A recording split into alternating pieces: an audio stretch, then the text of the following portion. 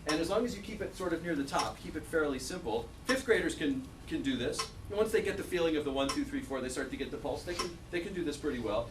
They're going to have a lot more trouble with this line, right? Something that's a lot more exposed, something that's fairly repetitive, keeps focusing on 1 and the end of 2 for the most part, some sort of variation on the Charleston rhythm. Does everyone know what I'm talking about when I talk about, what's the Charleston rhythm? Yeah, 1 and the end of 2. That's sort of the basic Charleston rhythm. So everything on this top line here that focuses on the Charleston rhythm, once you get that going, a 5th, 6th grade band can do it pretty well. This is where it starts to get trickier. So what I like to do with this exercise, and it's going to be hard to do without instruments, is once you get it going pretty well, give the band a note, B flat, okay? Repeat that note. And you say, okay, now we're going to do it, we're going to alternate. And we can probably do it while we sing. Let's do it while we sing. So let me find a B flat. Okay, everyone's singing B flat. Okay, so what we're going to do is we're going to do it on B flat, but then every measure we're going to go up the scale. We're going to go up from B flat up to F, and then back down to B flat. Okay, D flat, C, D, E flat, F, and just sing it on da, da, da, da, da, and then back down again. So for every measure, we're going to change notes. So what this forces the students to do is forces your brain to think about one thing other than rhythm. One thing, so rhythm, when you just get to focus on rhythm, it starts to sound pretty good pretty quickly. When you force your brain to have to think about something else, sometimes rhythm starts to float away a little bit. You have to focus on, well, what are my fingers doing now? Am I playing the right note? As soon as you're focusing on whether I'm playing the right note or what note you're playing, sometimes rhythm starts to get a little bit worse. So what you can do is sort of gently nudge the exercise a little bit. If you sense that the rhythm starts getting worse, then scale it back and say, okay, now we're just doing B flat again. Focus on rhythm, focus on rhythm, focus on rhythm. Then if they start getting it, then say, let's just alternate between B flat and C. Okay, let's see if we can do that. If that works, then you can say, okay, let's play up the entire B flat scale now. Every measure you go up a note. So basically you're trying to add one little layer of complexity, always reminding them that what they have to be focusing on is rhythm. And I'll take it, I'll get even, once I feel like everyone can do that, then I'll add another layer of complexity. We'll do a chord. I'll build a chord and I'll say, okay, every time the chord, go up a minor third, go up a major third, go up a fourth. Okay, we're going to go up a fourth, a third, and then a second, and then back down a third, and then back down a fourth. I'll come up with some pattern. And of course, as soon as you do that, you have to think about, oh, what am I doing? Okay, what's my note? What's my note again? And then the rhythm starts to go out the door. You're trying to build the sense that no matter what happens, rhythm is the most fundamental, important aspect of playing jazz. No matter what else happens, the rhythm has to feel good. It has to feel good. Audiences hear melody. They feel rhythm. If it doesn't feel good, they won't know why it's not good. They just know they won't like it. If the melody sounds wrong, they'll know it's out of tune. They may know it doesn't sound good. If it doesn't feel good, they won't know why. They'll just know it doesn't sound good. It doesn't sound right. Does that make sense? Okay, where's the B flat? One perfect. There we go. Okay, ready? So we're going to go B flat up to F and then down. So every measure will change. Ready? So B flat, one measure, then C measure, then D a measure. Make sense? Okay, here we go. Start the count again. 1, 2, 3, 4. 1, 2, 3, 4. 1, 2, 3, 4. 1, 2, 3, 4.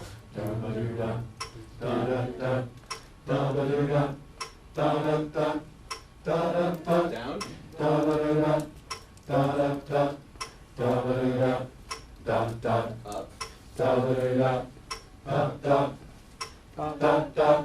Da ba do da, da da da, da da. Da ba do da, da da da da da da da da.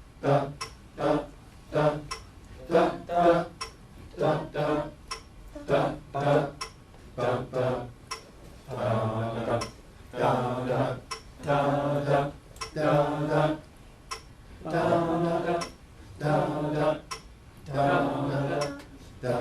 You know what happened to the rhythm? We did it better the last time, right? We did it better when we didn't have to think about the notes.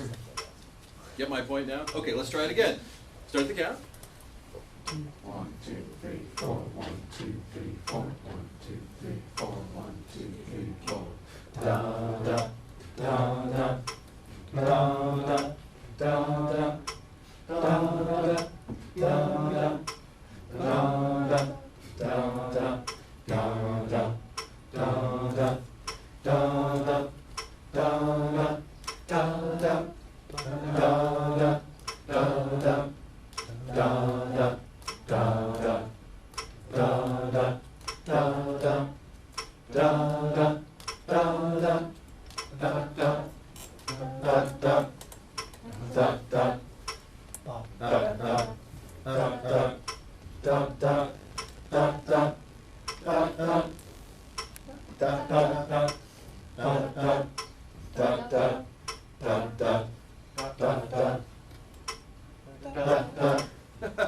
That feels like an awful long time, doesn't it? Between there and there. Yeah. It feels like a long time.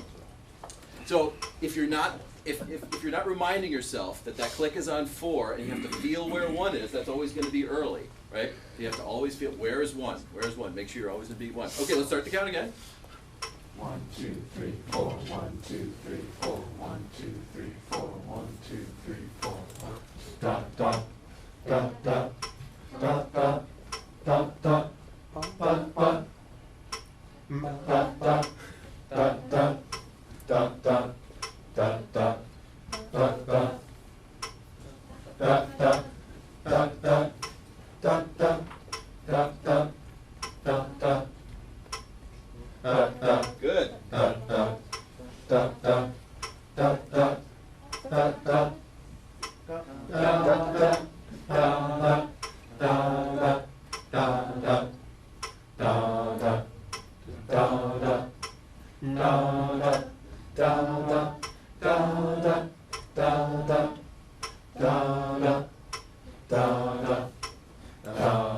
All right, good, good, good. So I assume everyone can feel that it's getting better over the course of 10 or 15 minutes. I think what you'll find is that you could use this as a rhythmic warm-up with a jazz ensemble. Just like a concert band or an orchestra might play scales as their warm-up, this is the warm-up for jazz. Rhythm is more important to jazz than is melody or harmony. It's the equivalent of playing in tune in an orchestra. Playing in tune, playing with a good sound, all those things, you maybe consider those more important than rhythm. Is that a fair thing to say? In jazz, those are not more important than rhythm. Rhythm is more important than playing in tune, playing with a good sound. I'm not saying playing with a good sound or playing out of tune are not important. Of course they're important. The most important aspect of jazz is rhythm. Can I say that one more time? The most important aspect of jazz is rhythm. So if the rhythm, yeah. Do you have different patterns for different styles? You know what I do is I actually have different patterns depending on the song I'm about to play next. So a lot of the time, what I'll do is I'll find a piece. You know, there's a lot of Bill Holman charts that I like. They're a little bit challenging. Probably they don't work with high school bands necessarily. They may be too hard. But something that's basically at 160, or that could be played well at 160. And I'll just write. I won't necessarily use a projector. I'll just write 4 or 5 rhythms on the board, and I'll pull them from the piece that they may have trouble with, and I'll just write those. And we'll use those. So I won't necessarily always use these sort of complex, repeating cross rhythm kind of patterns. But what I found is that the band really likes it as a sort of warm up. It's like a way of getting us centered on what we're about to do. Is now we're focusing on rhythm. The whole day we focused on harmony and melody and playing with a good sound, and now we need to focus on rhythm. I actually haven't done this with other styles. I haven't done this with Latin grooves, but it makes perfect sense that you maybe could find some clave rhythms and practice those. That's a great idea. Yeah. Any other questions at this point? Okay, cool. Mike, when you're having the horns do this, do you have your rhythm section playing straight time and the rhythm instruments playing along with the scales, or? That's a really good question. My preference is not to, because I want to make sure the horn players can feel good about feeling beat 1 even though no one is playing it. So sometimes I'll just have the rhythm section play along with these same things rather than play the groove.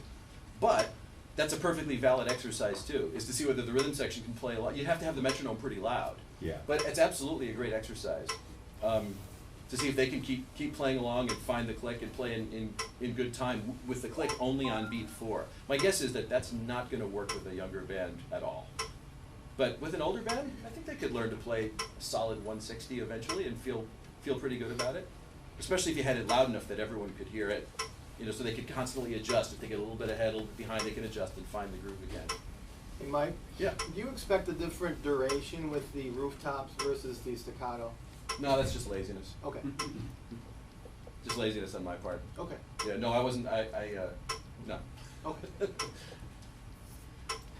No, I think generally if the staccato wouldn't be accented really, but I wouldn't expect a different length of note. Okay, because when I teach my kids kind of thing is like, and Rich Thompson does this, you know, a rooftop would be a dot and a staccato would be a dit, you know, and they really, And does that imply a different length of the note? well, a different, yeah, fatter, you know, the rooftop, Okay.